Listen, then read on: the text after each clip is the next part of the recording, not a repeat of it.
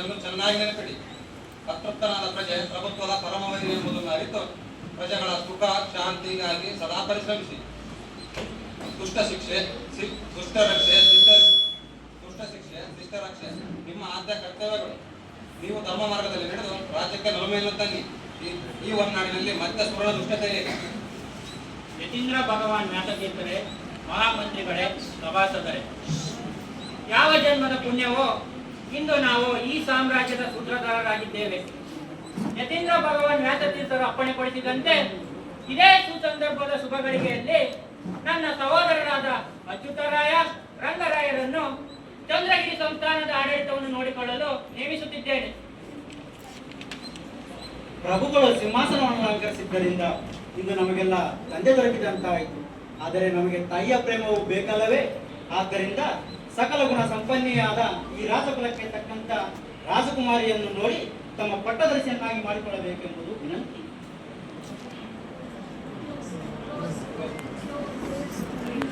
ಮತ್ತು ತಿಮ್ಮರಸರ ಸಂಭಾಷಣೆ.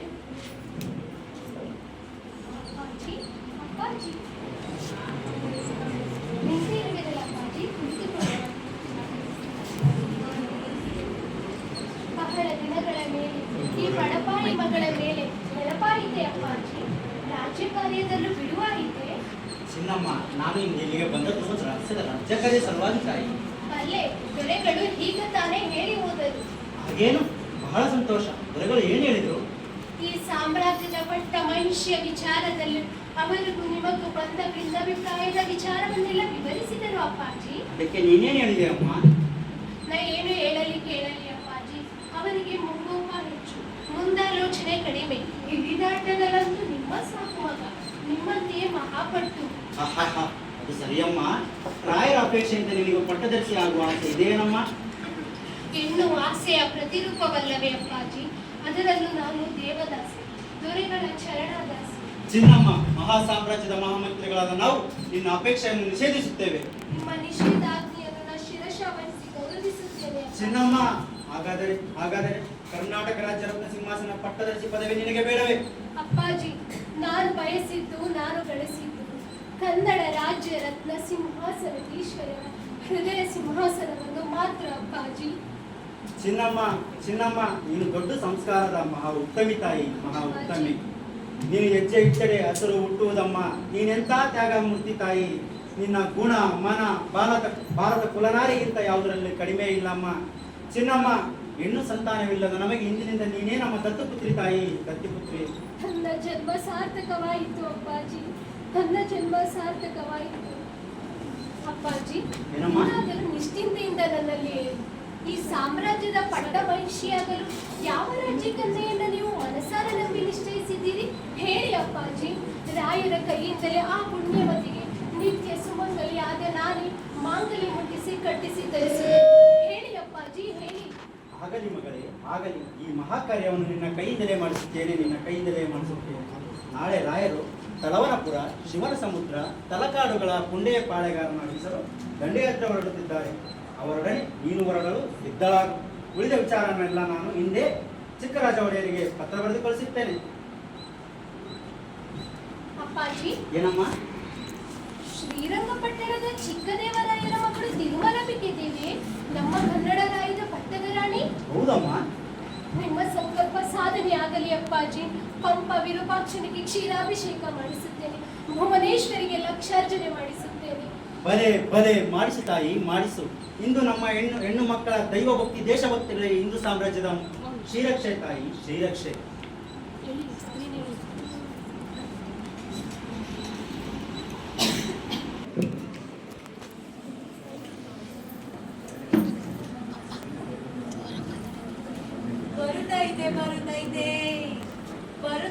ಬರುತ್ತೈತೆ ಒಳ್ಳೆ ಕಾಲ ಬರುತ್ತೈತೆ.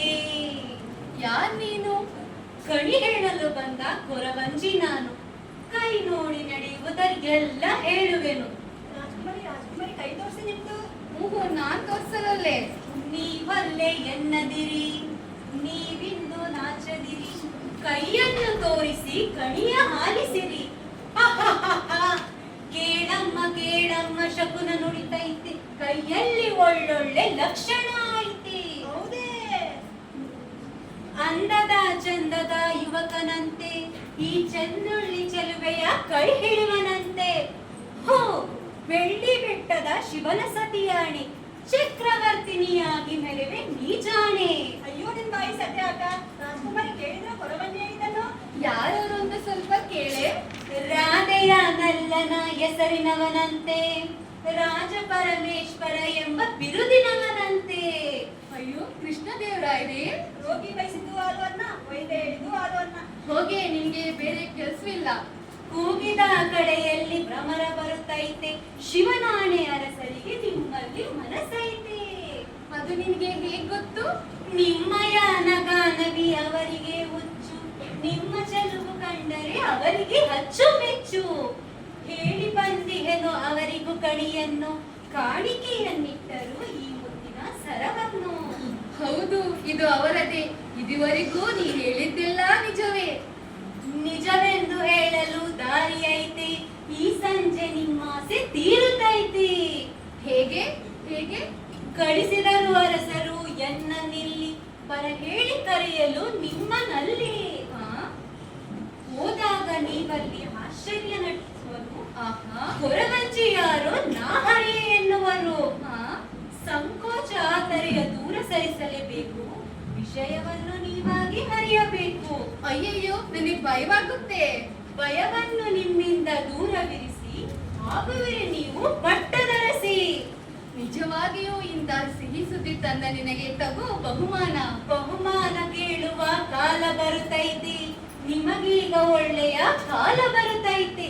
ಬರುತ್ತೈತೆ ಬರುತ್ತೈತೆ ಒಳ್ಳೆ ಕಾಲ ಬರುತ್ತೈತೆ.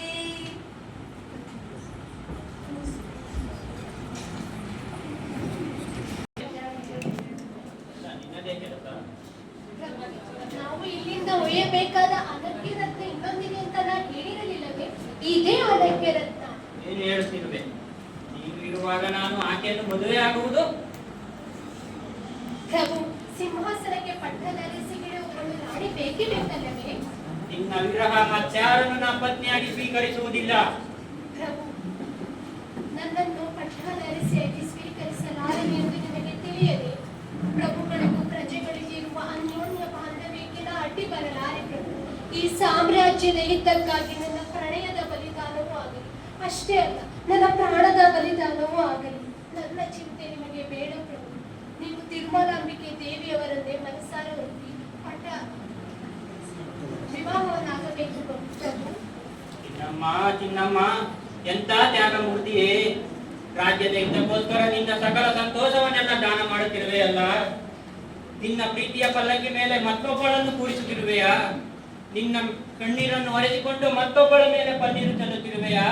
ಇಂಥ ತ್ಯಾಗ ಮೂರ್ತಿಯನ್ನು ಪಟ್ಟಕ್ಕೆ ಅನರ್ಹರೆಂದರಲ್ಲ ಪ್ರಜೆಗಳು. ಆಗಲಿ, ನಿನ್ನಿಷ್ಟದಂತೆ ಆಗಲಿ. ಆದರೆ ಪಟ್ಟದರಸಿ ಯಾರೇ ಆದರೂ ನೀನೇ ನನ್ನ ಹೃದಯದ ರಾಣಿ, ಹೃದಯದ ರಾಣಿ. ಅಂದರೆ ಅಂದರೆ ಪ್ರಭು, ಆಕೆಯನ್ನು ಒಲಿಸಲು ನೀವು ಸಮ್ಮತಿಸಿದ್ದೀರಾ? ನಾನೆಂಥ ಭಾಗ್ಯಶಾಲಿ, ನಾನೆಂಥ ಭಾಗ್ಯಶಾಲಿ. ನನ್ನ ಆರಾಧ್ಯ ದೇವರು ನನ್ನ ಕೇಳಿದವರವನ್ನು ನೀವೇ ಕೊಟ್ಟು ಬಿಟ್ಟಿರಾ. ಇರಿ, ವಿವಾಹ ಸಿದ್ಧತೆಗಳನ್ನು ನಾವೇ ನೋಡಿಕೊಳ್ಳುತ್ತೇವೆ.